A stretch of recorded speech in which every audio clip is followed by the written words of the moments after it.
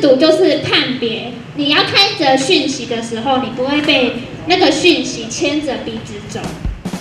中嘉宽屏自去年起举办多场媒体试读活动，前进各社区以及校园，与大众分享各种认识与读懂媒体讯息的课程。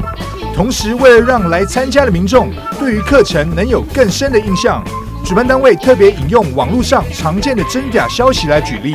并搭配简单明白的图卡，让参加的民众轻松学习各种辨别真假消息的小撇步。就是要查证啊，要到那个 LINE 的那个网站去查，拒绝假新闻，假资讯的传递，你觉得这课程对你有帮助吗？有啊，更让大家更认知假消息的传递可怕。头早有在迄个平台甲去落去查证啊。都发现吼，这件代志来讲吼，有当时我伊讲头早讲第3频道，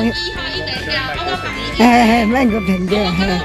不少长辈因为对3C 产品以及社群软体较不熟悉，比较容易误信不实资讯。力行社区赵福元、丽琴姐对于中嘉媒体试读课程带给长辈的帮助，给予正面的评价。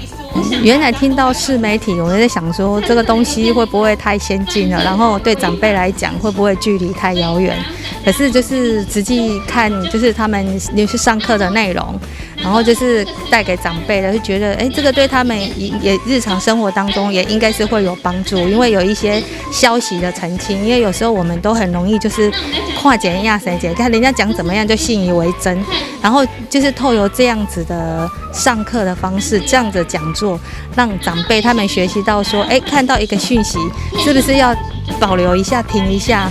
是真的还是假的？就他们有给他们这个学习这样子的机会啊，学习这样子的机会，我是觉得还不错，对他们是有帮助的。9月7日在北区力行社区的宣导活动现场，大约来了20多位社区长辈来听课。为了让长辈有更多的学习动力，主办单位特别准备了丰富的抢答礼。活动现场气氛热烈，欢迎对媒体试读课程有兴趣的社区或学校，可以向双子星3冠王中嘉宽屏询问场次资讯。